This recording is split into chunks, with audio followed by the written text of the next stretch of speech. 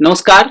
अगर आप कोई व्यापार करते हैं या आप कोई संस्था चलाते हैं, जैसे कि कोई एनजीओ, कोई फेसबुक पेज, कोई यूट्यूब चैनल या कोई अन्य वेबसाइट या डोमेन नेम या कुछ और भी, तो जाहिर है कि आप अपनी कंपनी के नाम से, अपने प्रोडक्ट के नाम से बहुत प्यार करते हैं। अपने लोगो जो आपने की उसको बहुत मुश्किल से डिजाइन किया है, उससे आप बहुत प्यार करते हैं और आप बिल्कुल नहीं चाहेंगे कि कोई अन्य व्यक्ति या संस्था आपके नाम को, आपके ब्रांड के नाम को, आपके प्रोडक्ट के नाम को, आपके द्वारा चुने गए किसी यूनिक नाम या लोगो को चुराए या उसका इस्तेमाल बिना आपकी इजाजत के करे, क्योंकि आपने बहुत सोच विचार करके उस नाम या लोगो को पसंद किया है। आपने उस नाम या लोगो को आगे बढ़ाने के लिए, घर घर तक पहुंचाने के लिए, लोगों के दिलों और दिमाग में बिठाने के लिए बहुत मेहनत की है और आपकी भावनाएं जुड़ी हुई है उस नाम और लोगों के साथ।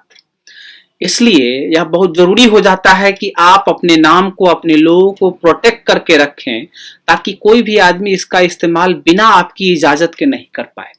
अब सवाल यह है कि आखिर यह सुनिश्चित कैसे किया जाए कि आपके ब्रांड या संस्था के नाम को या लोगों को कोई और बिना आपकी इजाजत के इस्तेमाल ही नहीं कर पाए, और अगर कोई ऐसा करते हुए पाया जाता है तो उसको भारी हर्जाना या जुर्माना देना पड़े आपको। कहीं ऐसा ना हो कि आप अपने काम में लगे रहें और कोई आपका नाम चुरा के आपको धप्पा बोल दे और आप अफसोस करके बस हाथ मलते रह जाएं।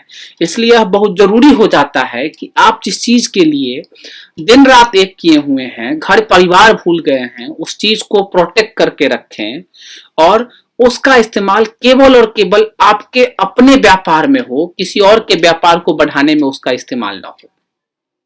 इसलिए आपने देखा होगा कि जो बड़ी बड़ी कंपनियां होती हैं, अपने ट्रेडमार्क के लिए, अपने नाम के लिए, अपने लोगों के लिए बहुत ही प्रोटेक्टेड रहती हैं और वो बहुत पैसा खर्च करती हैं उनको प्रोटेक्ट करके रखने के लिए।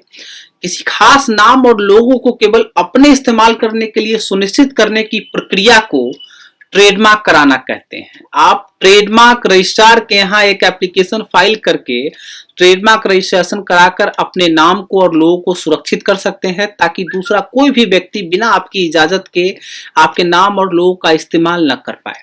वैसे तो ट्रेडमार्क का रजिस्ट्रेशन कराना कंपलसरी नहीं है, लेकिन रजिस्ट्रेशन करा लेने के बहुत सारे फायदे हैं। जैसे कि सबसे बड़ा फायदा तो यह है कि आप किसी खास नाम और लोगों के मालिक हैं, क्रिएटर हैं, और इस पर केवल आपका हक है, इस बात की मुहर एक सरकारी संस्था लगा देती है। ट्रेडमार्क रजिस्ट्रेशन एक लंबी और जटिल प्रक्रिया है, लेकिन किसी भी कंपनी सेक्रेटरी या ट्रेडमार्क लॉयर की मदद से आप अपना ट्रेडमार्क बहुत ही आसानी से घर बैठे रजिस्टर कर सकते हैं।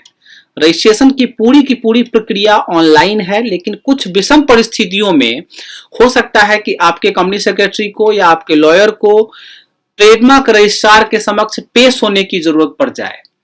पूरी प्रक्रिया में लगभग 6 महीने से लेकर के 2 साल तक का वक्त लग सकता है। कई मामलों में 2 साल से ज्यादा का भी वक्त लग सकता है और कई मामलों में 6 महीने से 1 आध महीने कम का भी वक्त लग सकता है। रजिस्ट्रेशन मिलने पर यह 10 वर्षों के लिए वैध होता है और 10 वर्ष के उपरांत आपको इसका रिन्यूअल कराना जरूरी होता है। अगर आपने 10 वर्ष के उपरांत इसका रिन्यूअल नहीं कराया तो आप अपना अधिकार उस पर्टिकुलर ट्रेडमार्क पे, ब्रांड नेम पे, लोगो पे खो सकते हैं और हो सकता है कि दोबारा से आपको रजिस्ट्रेशन उस नाम का नहीं दिया जाए, या फिर दिया भी जाता है तो आपको बहुत पैसा खर्च करना पड़े, सरकारी ऑफिस के चक्कर लगाने पड़े। मुझे मालूम है कि आप सोच रहे होंगे कि सब बता दिया, लेकिन मुख्य बात तो बताई नहीं कि भैया पैसा कितना लगेगा। चलिए यह भी बता देते हैं। रजिस्ट्रेशन के लिए सरकारी फीस 4,500 रुपए से लेकर के 10,000 रुपए तक की है। रजिस्ट्रेशन की प्रक्रिया ऑनलाइन और ऑफलाइन दोनों है। अगर आप ऑनलाइन आवेदन करते हैं तो आपका आवेदन किसी व्यक्ति, प्रोप्राइटरशिप फॉर्म या पार्टनरशिप फॉर्म या किसी कंपनी या एलएलपी के नाम से है, जो कि एमएसएमई के रूप में भारत सरकार के साथ रजिस्टर्ड है, तो आपको सरकारी फीस के रूप में केवल 4,500 रुपए देने होंगे।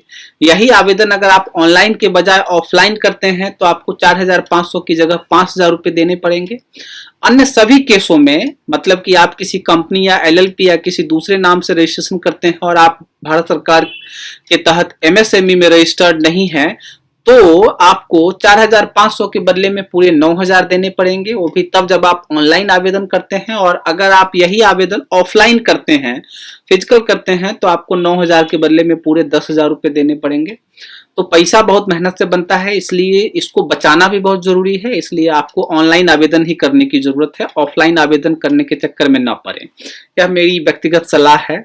अब यह तो हुई सरकारी खर्चों की बात, लेकिन उनका क्या जो आपके लिए आवेदन करेंगे। मैंने पहले ही बताया कि ट्रेडमार्क रजिस्ट्रेशन एक लीगल प्रोसेस है, एक जटिल प्रक्रिया है, लंबी प्रक्रिया है। तो अगर आप खुद से करने की कोशिश करेंगे तो हो सकता है कि आप अपना समय और पैसा दोनों नष्ट कर लेंगे। इसलिए मेरी सलाह होगी कि आप किसी प्रोफेशनल की हेल्प ले लें। इसलिए जो कोई भी आपको हेल्प करेगा, जाहिर सी बात है उनकी भी रोजी रोटी है, परिवार है, बाल बच्चे हैं, तो वो मुफ्त में तो काम करेंगे नहीं। तब तक तो बिल्कुल नहीं जब तक कि आपकी उनसे कोई पुरानी रिश्तेदारी ना निकल आए। तो अगर सीएस या ट्रेडमार्क लॉयर आपके दोस्त, भाई, चाचा, फूफा नहीं निकलते हैं तो आपसे एक ट्रेडमार्क एप्लीकेशन के लिए वह 2,000 रुपए से लेकर के 25-50 हजार रुपए तक चार्ज कर सकते हैं। बस आपको यह सोचना है कि किसी को 2,000 देने से ज्यादा देने हैं या ज्यादा देना है। सस्ते और महंगे का क्या फर्क है यह आप बखूबी समझते ही होंगे। मुझे आपको समझाने की जरूरत नहीं है कि सस्ता और महंगे में क्या फर्क है। अगर आप किसी सस्ते प्रोफेशनल के पास जाएंगे तो वहां आपको कैसी सेवाएं मिलेंगी, और अगर आप किसी अच्छे और ठीक ठाक प्रोफेशनल के पास जाएंगे तो वहां आपको कैसी सेवाएं मिलेंगी। आशा करते हैं कि आपको ट्रेडमार्क का जो बेसिक कॉन्सेप्ट वाला यह वीडियो था, जिसमें कि मैंने मूलभूत जानकारियां आपके साथ साझा की है, यह वीडियो आपको पसंद आया होगा। आप मुझे कमेंट करके बताएं कि आपने अपना ट्रेडमार्क रजिस्टर कराने में कितने पैसे खर्चे थे। अंत में वीडियो अगर आपको पसंद आया है तो आप इसको लाइक करें, शेयर करें, कमेंट करें। चैनल को सब्सक्राइब करके लाल वाला बटन जरूर दबा दें, ताकि इस चैनल पे जो मैं नए नए वीडियोज आपके लिए लाता रहता हूं लीगल और प्रोफेशनल चीजों से रिलेटेड और बिजनेस से रिलेटेड, तो उसकी जानकारी आपको मिलती रहे। आपका बहुत बहुत नमस्कार, आपका बहुत बहुत धन्यवाद कि आपने इतना समय दिया। धन्यवाद।